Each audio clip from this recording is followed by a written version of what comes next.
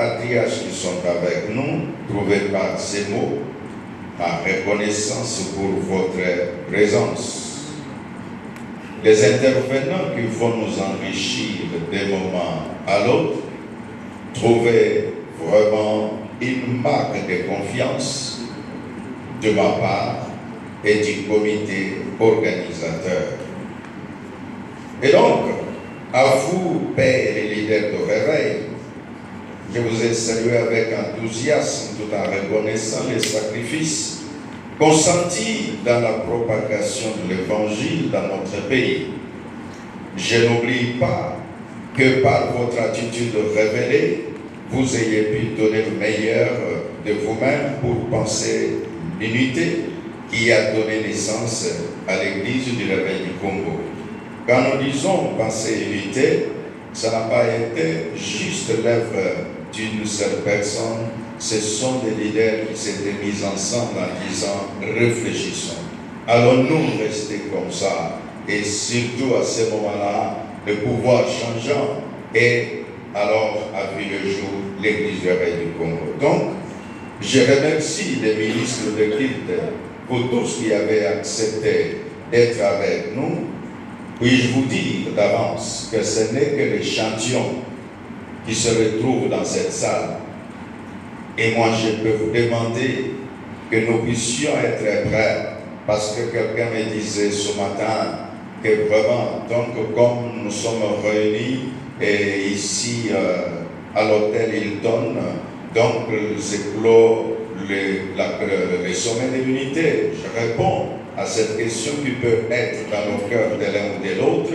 Nous disons que ceci, nous pouvons dire le démarrage ou l'ouverture, et alors la célébration solennelle de l'unité, nous l'aurons au chapiteau du Palais du Peuple en présence de plusieurs autorités politiques de la République démocratique du Congo, en présence de plusieurs pasteurs qui n'ont pas pu faire le déplacement pour être avec nous.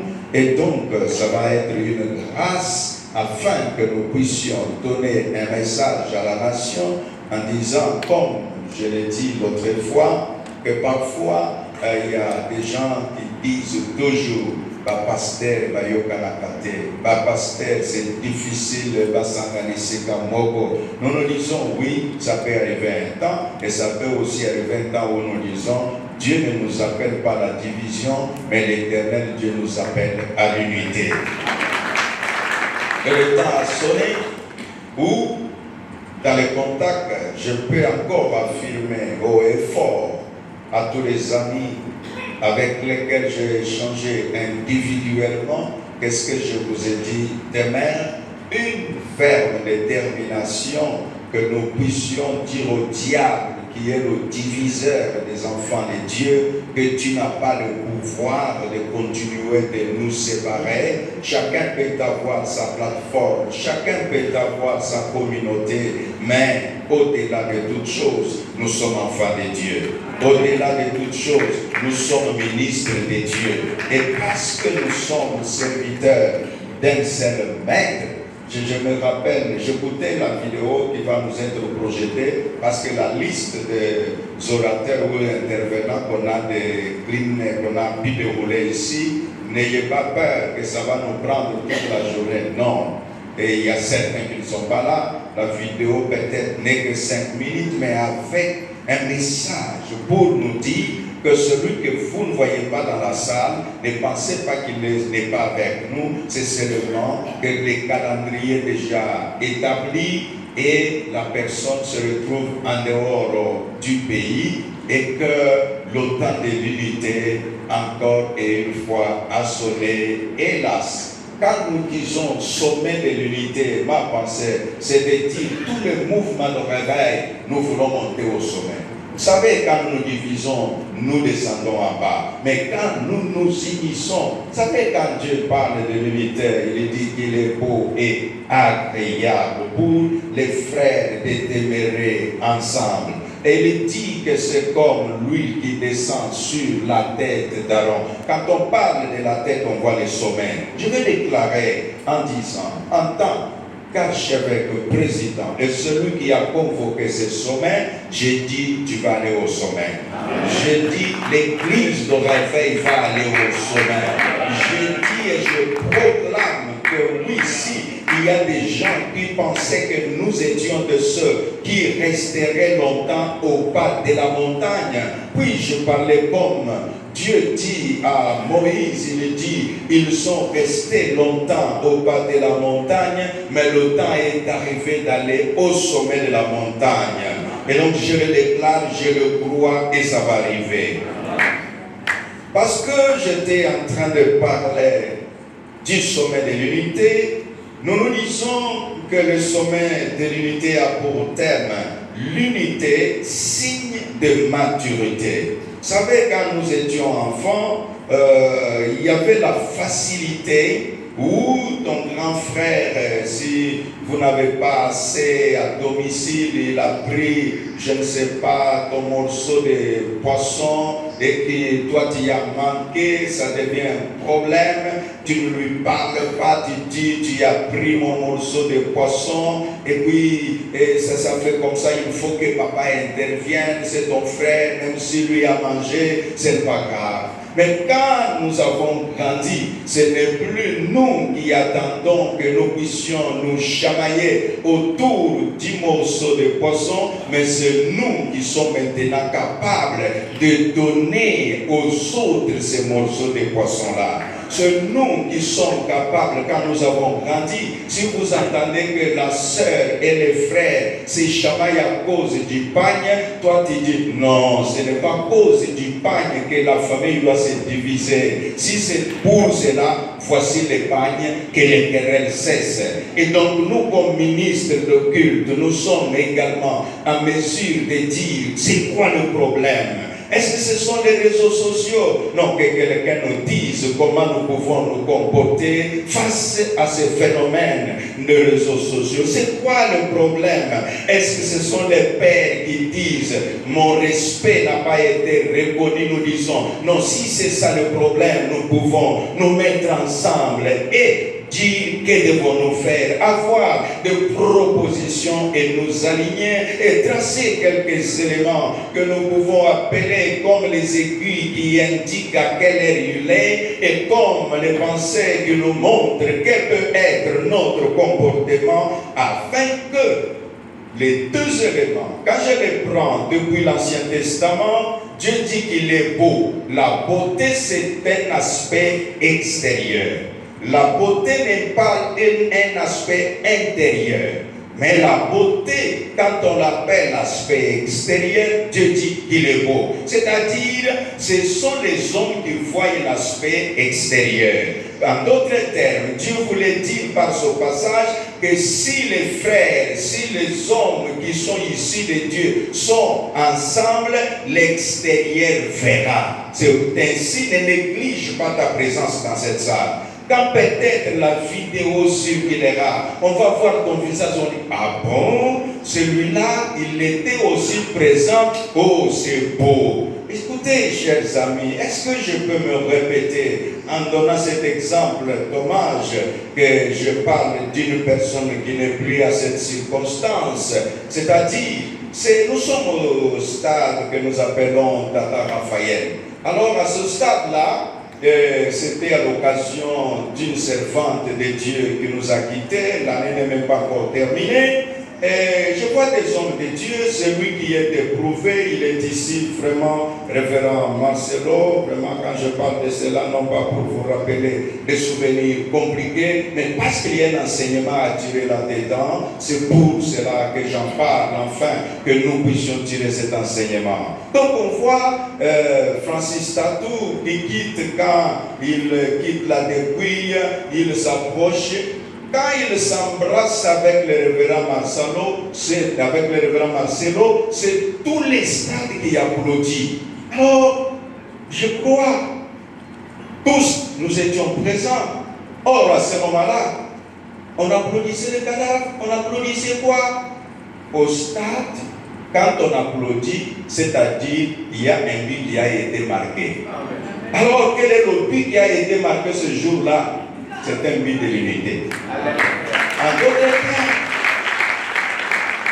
c'est une façon que le peuple, ceux qui étaient dans les gradins là, parce que nous étions là dans nos tentes, les places d'honneur, on nous lançait les messages que vous êtes dans vos tentes là avec vos honneurs. Oui, nous les voulons, mais ce que nous voulons, soyez ensemble. Quand vous êtes ensemble, nous sommes contents. Quand vous êtes ensemble, nous allons vous applaudir.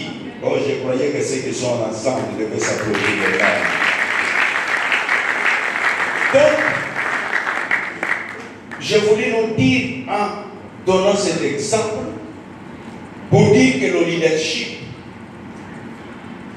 il y a plusieurs définitions, mais il y a la définition que j'aime répéter à moi-même, c'est celle de John Maxwell, un expert de leadership. Il dit le leadership c'est de l'influence. Quand il parle de l'influence, il a besoin de montrer que chacun de nous est capable d'influencer une personne. Tu es capable. C'est pourquoi les gens te suivent. Il y a des gens qui viennent dans tes séminaires, il y a des gens qui viennent dans ton église, il y a des gens qui te suivent dans les réseaux sociaux. Tu influences. Mais par cette influence, si nous mettons toutes nos influences ensemble, alors nous aurons une plus grande influence qui pourra influencer beaucoup de choses, non seulement dans le royaume des cieux, mais aussi dans notre pays, la République démocratique du Congo. Or, cette influence croise sur son chemin certains défis. C'est pourquoi je vais dire en quelques mots les défis du leadership. Que quand nous réfléchissons des défis, nous voyons ce qui est nécessaire à faire dans certains domaines. Le premier défi du leadership est celui qui fait que dans ta position d'aujourd'hui, il faut savoir que demain, peut-être, tu n'auras pas la même position. C'est le premier défi. Il veut dire quoi? Quand tu as une position, sache qu'il y a un temps pour tout. Un temps où tu es au sommet et un temps où tu descendras. Non pas parce que quelqu'un d'autre, non, juste parce que c'est la loi de Dieu. La position. Quelle est la position que tu as qui peut être comme un défi que quand j'occupe cette position, que je sache que demain, je n'occuperai plus la même position. Disons, si c'est une position inférieure, sache que ce que tu es aujourd'hui, ce n'est pas ce que tu seras demain. Je vais dire à ceux qui étaient là dans cette salle qui me rappellent, nous sommes dans une église des Assemblées de Dieu. Un homme missionnaire qui était venu de l'Afrique du Sud, je me rappelle de Karen Sanders. À cette église à Gama, c'était à cette époque-là une des grandes bâtisses dans le monde d'église dans la ville province de Kinshasa. Mais cet homme de Dieu se lève et il dit: laissez-moi vous parler que dans cette ville, les grandes églises ne sont pas encore bâties. Il y aura des grandes églises plus que celles que nous voyons ici. Mais à ce moment-là, moi-même qui étais l'organisateur des assises, je me posais des questions. Bon, est-ce que le révérend est en train de bien réfléchir dans notre ville ici avec tout ce qu'il y a? Mais ce qu'il avait dit ce jour-là, en tout cas, je vous dis, vous qui êtes assis ici, vous êtes témoins, il y a de plus grandes églises que la bâtisse que nous apprécions autrefois chez les assemblées de Dieu à Gama, à Babungo. C'est pour dire à celui qui a une petite église qu'elle ne demeurera pas toujours petite, elle deviendra grande.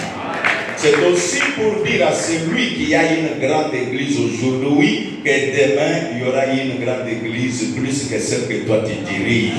Mais cela ne peut pas être un problème qui peut t'inquiéter, mais c'est seulement être conscient de la position que j'ai aujourd'hui. Demain, il se peut que je ne l'aie plus et que je sache comment me comporter quant à cela. Deuxième défi, c'est aussi que chacun de nous est appelé à réaliser que tu es leader parce qu'il y a des personnes autour de toi. Et que ces personnes ont besoin de reconnaissance dans leurs efforts. Le leader devra souscrire à travailler parfois même avec des personnes difficiles.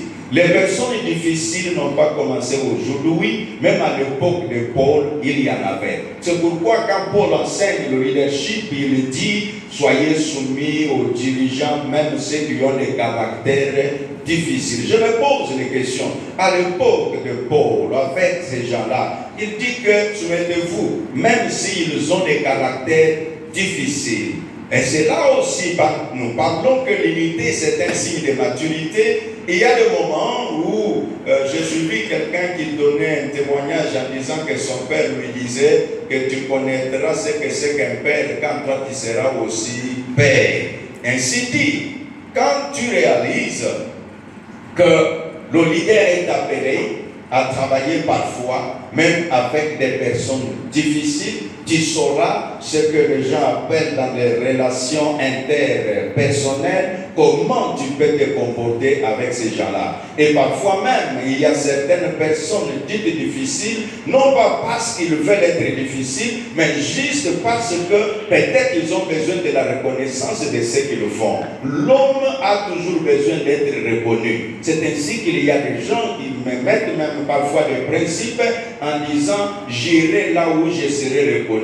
Là où je ne suis pas reconnu, je préfère n'y pas aller. Et cela a été une partie aussi qui a fait que parfois les gens se divisent parce qu'on ne me reconnaît pas, on ne connaît pas ma valeur, on ne pense pas que je représente quelque chose. C'est un défi à relever pour chacun de nous en tant que leader, de savoir toujours récompenser. Récompense n'est pas seulement quand vous aurez donné des millions à quelqu'un, mais juste parfois les paroles positives que vous auriez prononcées à l'endroit de cette personne pour encourager ce qu'il fait. Nous étions dans une réunion, alors quand je parlais de mes collaborateurs à l'église du Réveil du Congo, il me dit, archevêque, sache que tu n'es pas seul, nous sommes avec toi. En tout cas, juste cette parole-là, ça m'a fait beaucoup de bien. Qu'est-ce qui est bon que tu sentes que ce que tu fais est apprécié, ce que tu fais est reconnu. Et donc quand toi tu es dans la position de leadership, ce n'est pas seulement que tu veux que les autres reconnaissent ce qui tu es, mais il faut que toi aussi tu reconnaisses ce que les autres représentent. C'est un deuxième défi à relever. Troisième défi, c'est aussi en tant que leader, nous devons souscrire au principe de la gestion des critiques. Merci, je me soumettrai à la règle de me rappeler. C'est pourquoi nous avons des facilitateurs. Est-ce que nous pouvons applaudir l'équipe de facilitateurs? Alors j'étais en train de dire, oui là aussi j'apprécie parce que l'orateur qui viendra ou l'intervenant, si on lui dépose ses papiers, qu'il ne se sente pas frustré. Parce que moi-même le président, on m'a dit non, c'est le président. Et donc, vous savez, le parleur, parfois quand il parle, il dit toujours, je vais chuter bientôt. Il ne chute jamais. Troisième défi, en tant que leader, tu dois souscrire au principe de la gestion des critiques et de l'opinion contraire. Et les critiques constructives peuvent aider à t'évaluer et améliorer ta façon de faire les choses. Mais les critiques aussi négatives peuvent t'aider à revoir et dire où est-ce que je peux me réajuster et comment nous réagissons face aux critiques. Et moi je vais dire à celui qui n'aime pas être critiqué, je lui dis un exemple qu'on m'avait dit un jour, j'étais beaucoup critiqué, je ne portais pas la bague d'alliance parce que quand je prophétisais, parfois je tourne, oh, les gens regardaient. Alors, et après on dit, et Dieu a toujours vu comment il fait. S'il touche sa bague, vous verrez qu'il va donner une parole de connaissance. Alors avec ça, j'ai enlevé ma bague d'alliance. Et maintenant, en évoluant, j'ai trouvé non, ça n'a rien à voir. Et j'étais conscient. Donc j'ai dit, bon Seigneur, aide-moi quand je vais donner prochainement la parole de connaissance, que je ne touche pas la bague, mais quand même que je donne ma parole de connaissance. Toutes les critiques ne sont pas que mauvaises, ça nous aide aussi parfois à nous équilibrer. C'est pourquoi je parlais des critiques, que le leader doit être capable de gérer les critiques et ne pas trouver toujours que c'est pour te démolir, parfois c'est pour te construire. Et un homme me dira, si tu ne veux pas être critiqué, ne fais rien. Mais si tu fais quelque chose, les gens te critiqueront toujours. Voilà un peu le troisième défi. Le quatrième défi, en tant que leader, tu dois prendre en compte les intérêts majeurs et de l'institution et des hommes et des femmes qui forment cette institution. Parfois, les gens sont frustrés parce qu'ils sentent que leurs intérêts ne sont pas pris en compte.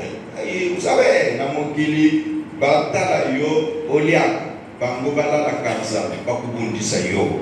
Alors, quand tu reçois, fais en sorte que tu partages avec les autres, Bakutika yo quand même moins tranquille. Ata balobike oyemi, mais le coup d'aliaki, ata yamukewana, en tout cas, la loi de la nature parlera en ta